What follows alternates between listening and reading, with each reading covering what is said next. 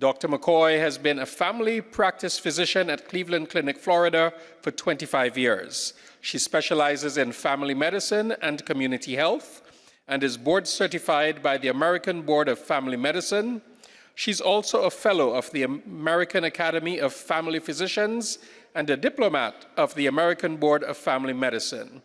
In addition, she's now the chairperson for the Grievance Committee at Cleveland Clinic, Florida. Her topic is healthy living. Ladies and gentlemen, help me in welcoming Dr. McCoy.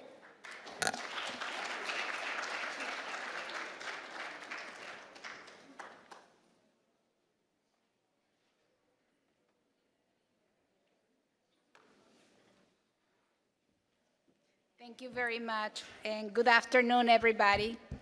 First of all, I want to start thanking our sponsors and the great team that coordinated this event, Lorianne and her amazing team. Let's start by that. Let's go ahead and start. Where is it here?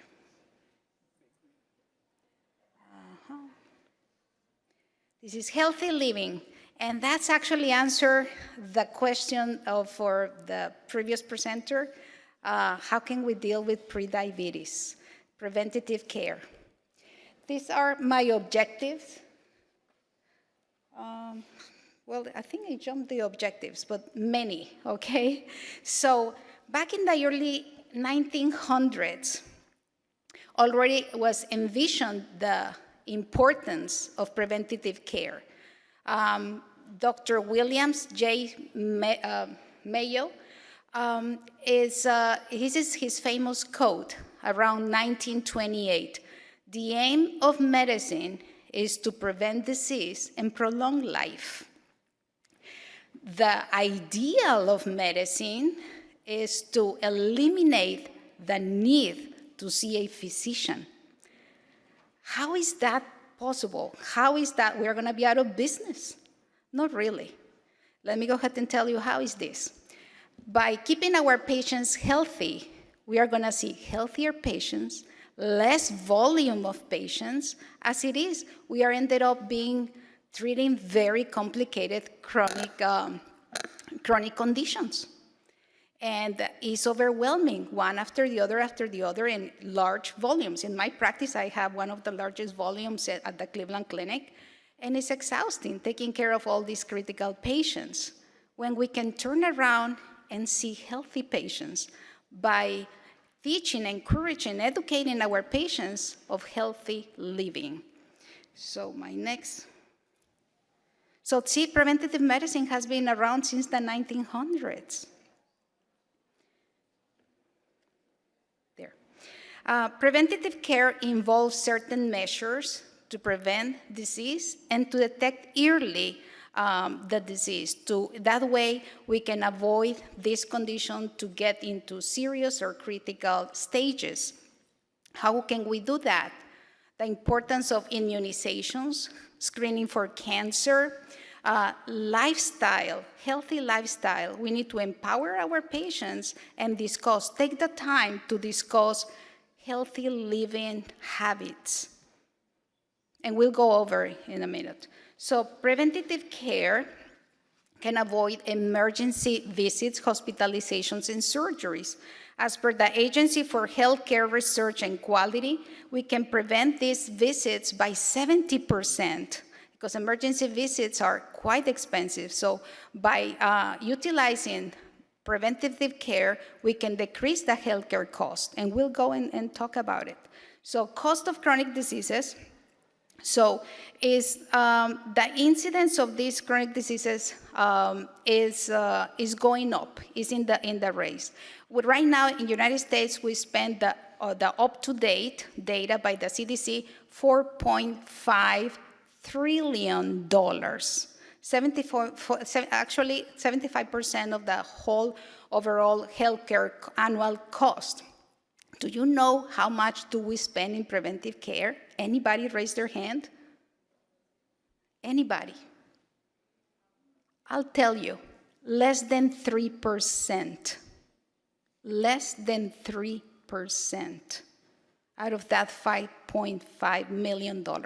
We spend it basically taking care, managing, treating chronic diseases. So the cost of the chronic diseases, basically like stroke, diabetes, obesity, like we mentioned, it is around 75% according by the CDC data. So the chronic diseases now counts for are the leading cause of death and disability. 4 out of 10 adults in US have one chronic disease, and 4 out of 10 adults in US have 2 chronic diseases out of 10. So the chronic diseases counts for lung disease, stroke, heart disease, your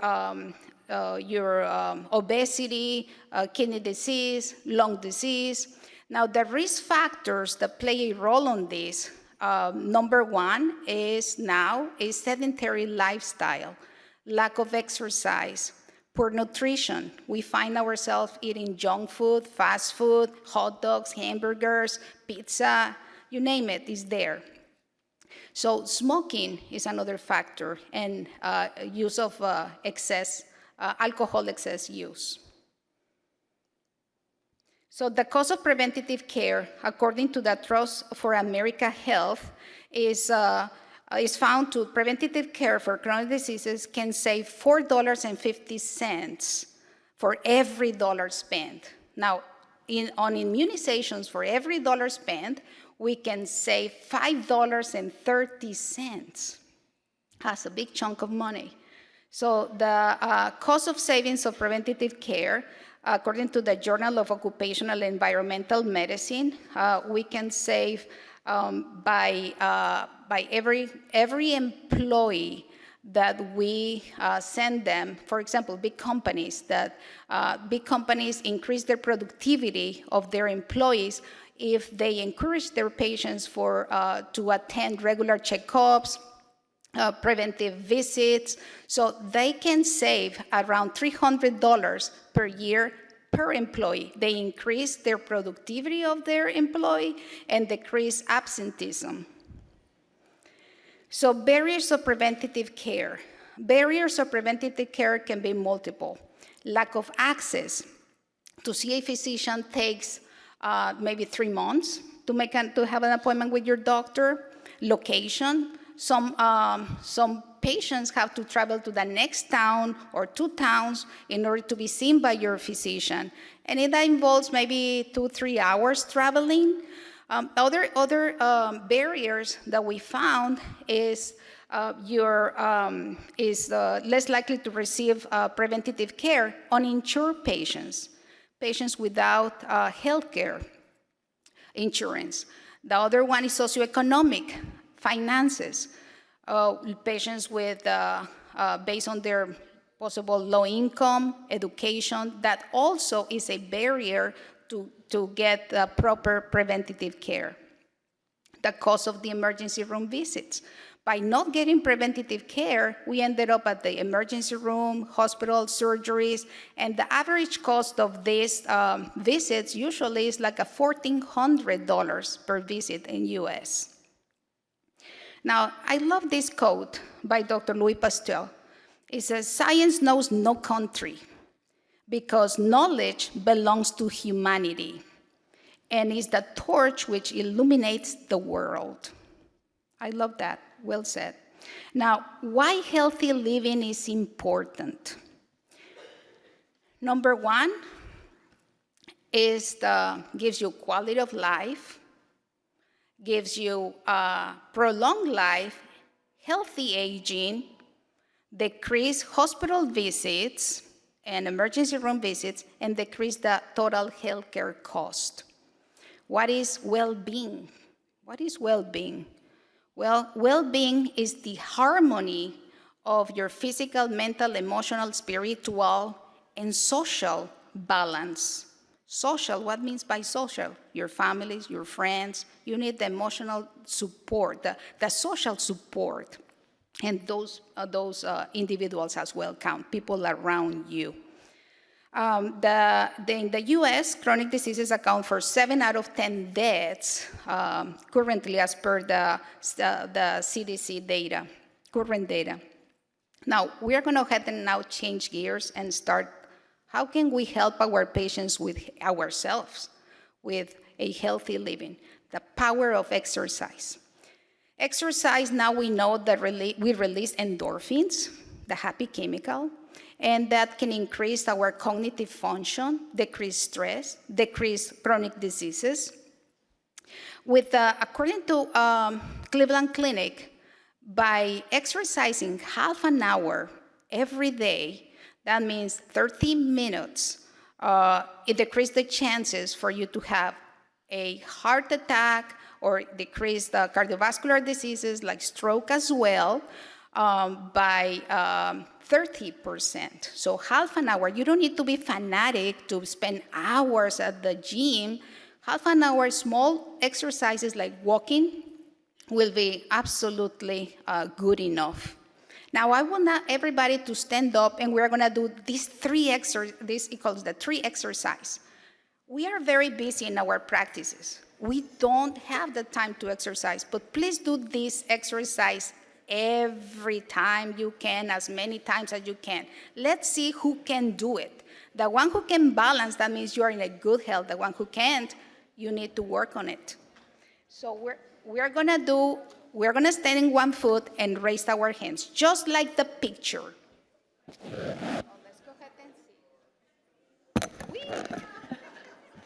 All right. I have high heels, okay? So let's see how much you can stand on one foot. At least 1 minute. You're doing good. You're doing great. Better than me, I guess. All right, very good. The lady in white, are you doing it? All right, good, good. I see. You're good.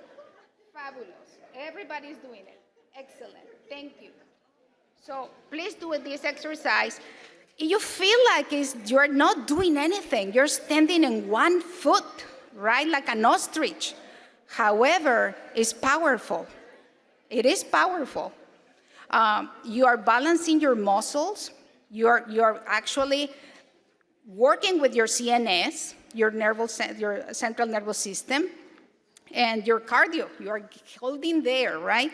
So this is important. Remember, every day, and also make sure that you encourage your patients for exercise. That's one of the leading causes of chronic diseases now, sedentary lifestyle.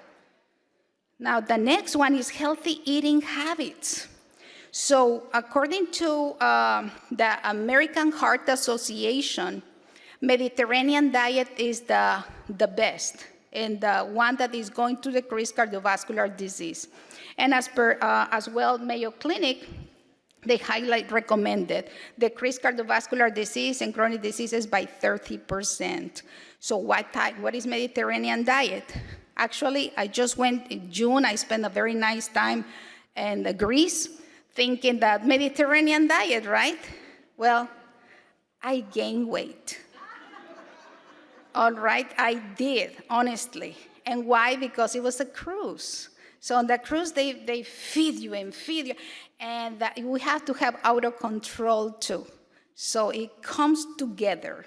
So Mediterranean diet basically is fish, vegetables, fruits, salads, whole grains, healthy fats like olive oil, avocado, your whole grains like your almonds, your pecans, and decrease alcohol. Water is good, is fabulous. So replace alcohol or sweet teas or high carb drinks for water. So this is your diet is essential. Now, how important is sleep? The importance of sleep. You know that now we found out that the lack of sleep increases chronic diseases like obesity, diabetes, stroke, cardiovascular disease. And how long is recommended? How many hours are good for you to sleep? Usually is what it is recommended by the CDC, 8 to 9 hours. However, everybody's different. Some people require more, some people require less. But as long as you have your quality of sleep, 8 to 9 hours, quality of sleep, your nice PJs, comfortable pillow, your bedding, your room temperature. Forget about the electronics. We all do with our cell phones, tablets, TV, whatever. So avoid that and exercise before you go to bed. Get your 8 to 9 hours of sleep. This is actually part of the preventative care that we barely discuss with our patients. We barely ask them, how many hours you usually sleep? Oh, what? So that is also important, that your quality and your time of sleep. Now, the dangers of smoking. You know that smoking is the leading cause of preventable death worldwide according by the World Health Organization. If you don't smoke, don't start. If you smoke, try to quit. There are now multiple ways to quit. We have multiple treatments, behavioral therapy. So let's go ahead and talk and discuss with your patients tobacco cessation counseling.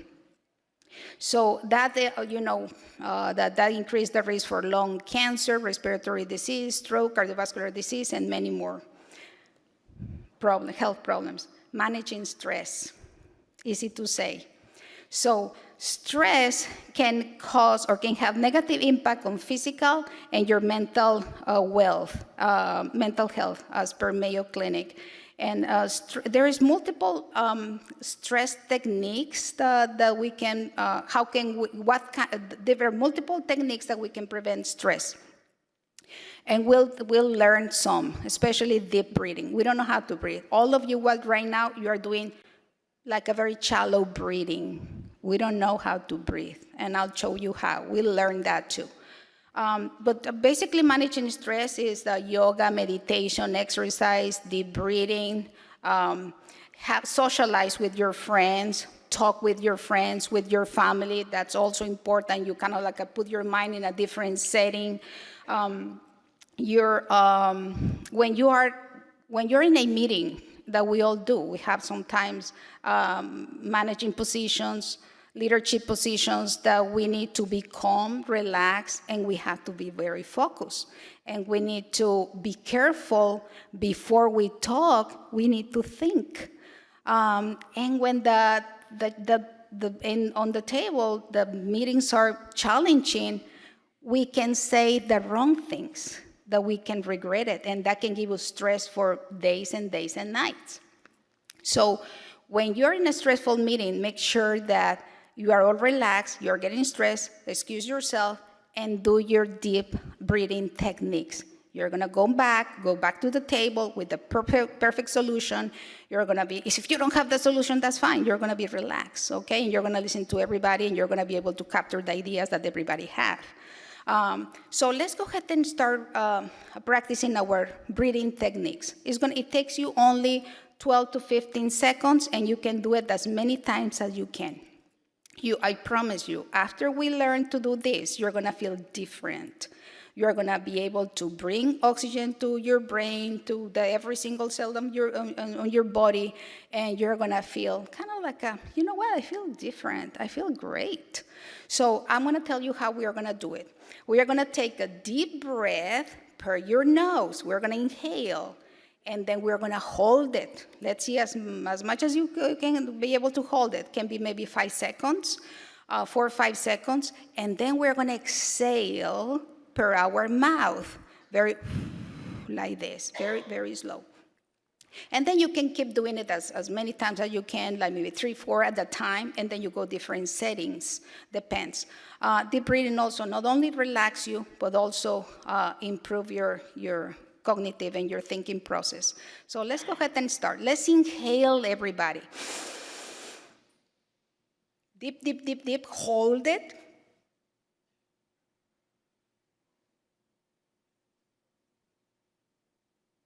Exhale. Slow. Very nice. So how do you feel? Feel different, right? Feel like something is cooking there. So if you keep doing that at least 3 times, you're going to feel even better, especially when you're feeling sleepy. You have a very busy practice. My practice, I come very early. In the morning, 6:45 is my first patient. So I have to, do my breathing. I try to avoid coffee. So I do my breathing techniques, and I'm like all sharp. So next one is the regular checkups, very important. Your mammograms, your colonoscopies, your pap smears, PSA, your immunizations, extremely important. Remember, every dollar that we spend on immunizations, we save $5.30. So that's important, your regular checkups, also to monitor your chronic diseases like diabetes, hypertension, blood pressure checks, glycohemoglobin, your lipids. Now, physician self-care. This is great. So, physician self-care, I'll tell you 2 stories. Remember, self-care means giving the world the best of you, not what is left of you. So you are important. You are very important. So self-care is empowering yourself to take care of yourself, just like in the airplanes. They ask you to put your mask first, get your oxygen, before you are able to help others. Same thing in here. Physicians are at the very high risk of burnout. Actually, across the healthcare, all the healthcare employees, we are at very high risk of burnout. We have long hours, high volume of patients. We are trained to solve everybody's problem.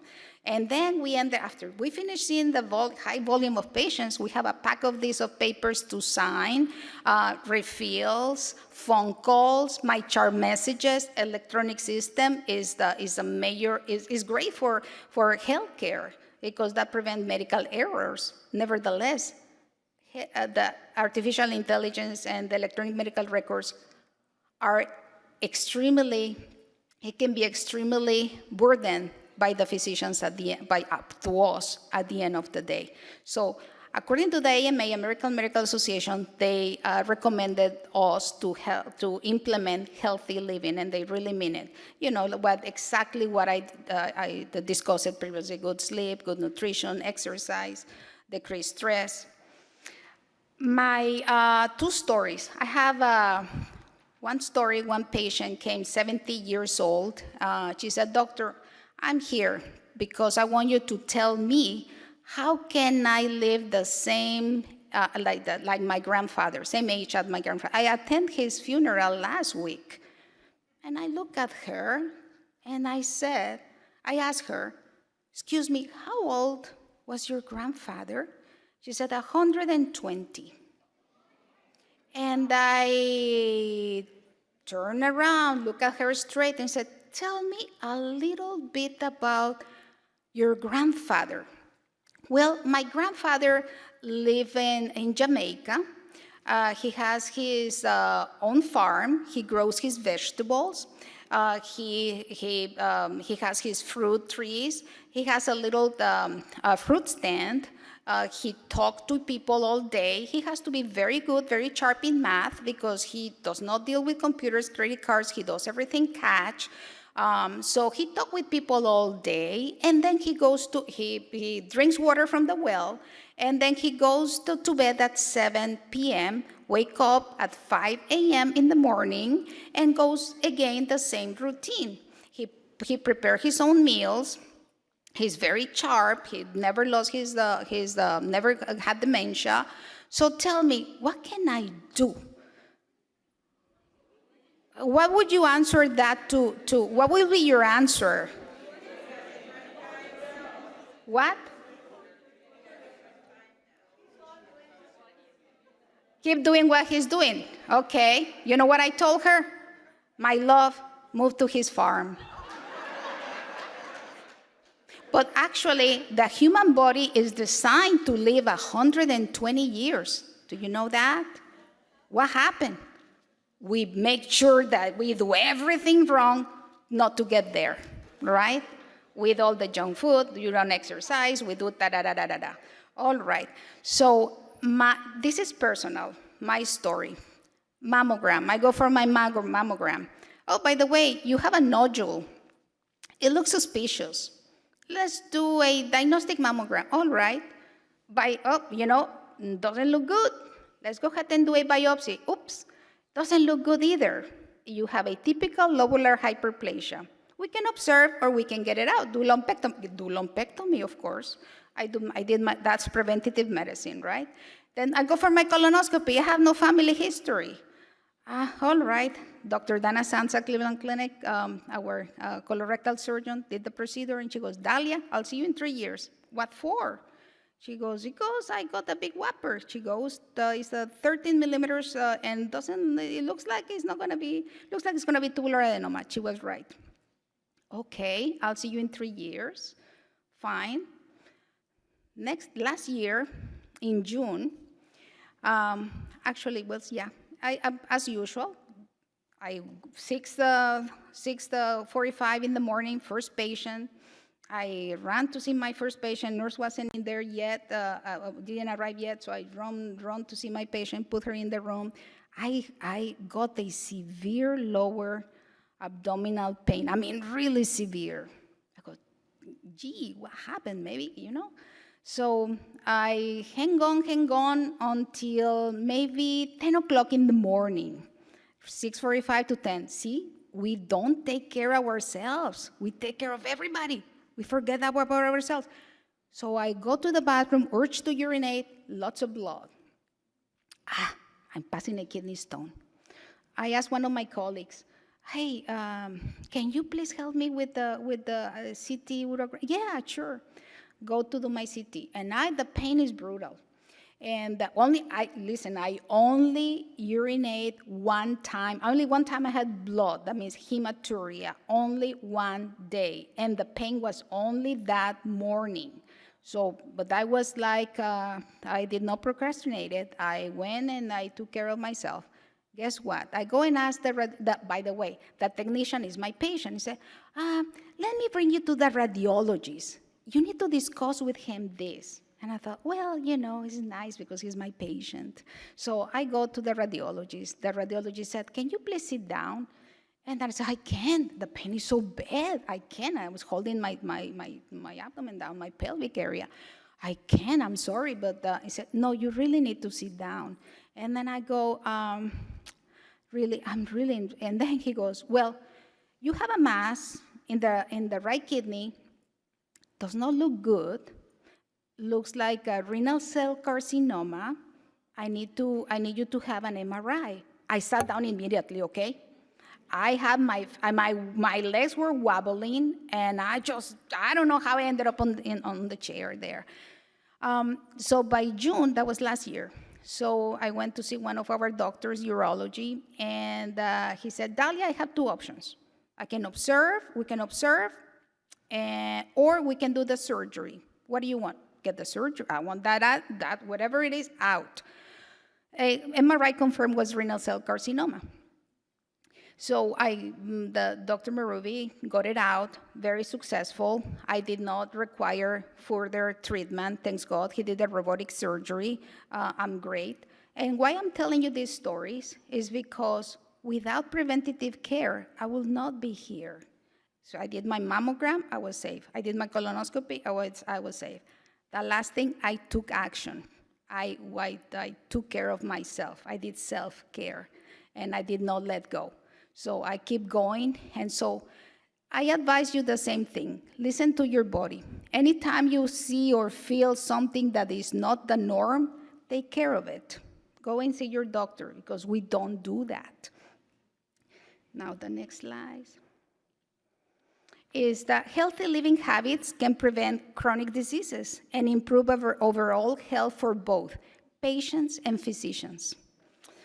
By prioritizing self-care and encouraging, empowering, and educating our patients, we can improve healthcare for everyone. So our new prescription is healthy living. Absolutely. Forget about metformin, atorvastatin, Ozempic. Forget it, everybody. I want Ozempic. Is healthy living. Take the time to discuss with your patients healthy living, so that way we can prevent the chronic or better monitor and treat chronic diseases. Remember, only 3% of the healthcare expenditure, that is 4.5 trillion, no billion, trillion, 3 trillion is spending on chronic diseases. We can turn things around. As it is less than 3% in preventative care. So we can make our lives easier by keeping our patients healthy. Thank you very much. Thank you. My dear, breathing, remember breathing and your 3 exercise every time you can. Thank you. So what I'm supposed to do now? I'll ask you to wait there one moment. Let's see if we have any questions for Dr. McCoy before we wrap up her presentation. Okay, healthy living for everybody. Okay, so You have one? I like what you had on your slide, new prescription, healthy living. I did like that. We have a question here. Okay, there. That presentation was very good, Dr. McCoy. Thank you so much. You seem to have a good idea of the cost savings when one changes certain habits or does take certain actions. Can you tell me what is the savings for diabetics who are well controlled or who go into remission? Oh, that's fabulous. That is, they are going on remission because they lost weight, especially patients with gastric bypass or patients with Ozempic. So now you need to encourage them to continue the healthy lifestyle habits. That's right. Exercise, nutrition, That's right. and good sleep, because remember, the lack of sleep can increase obesity and diabetes. That's so right. decrease stress. Stress can increase diabetes, the risk of diabetes. So of course, yes, basically maintain the healthy living. Do we know what the cost savings could be? You know what? That will be amazing. Why? Because obesity, if we get one chronic disease taken care of, that will be, I don't have that on top of my head, the number, but it will be like, in United States, for example, will be like maybe in the billions, because it counts we have in the trillions we have stroke, we have cancer. It's very expensive to treat cancer. We have chronic kidney disease, respiratory disease. So we have multiple, but diabetes is on the top. So cost savings would go beyond Beyond, diabetes. beyond, way beyond. beyond. Yeah. So Okay. basically here is preventative care, that we still on diapers on that. Listen, since that's what I started with. In the 1900s, we already was there in the mind and the vision of these powerful people, Dr. Mayo. I was trained there just yesterday, okay? So I was very well aware of what their vision was, and that was preventative care. But we still a long way to go. Thank you very much. If we don't have any other questions, I'll ask Dr. McCoy, any final thoughts? Well, thank you very much, and remember, self-care in order to be able to help others is the give your best to the world rather than what is left of you. Okay, thank you.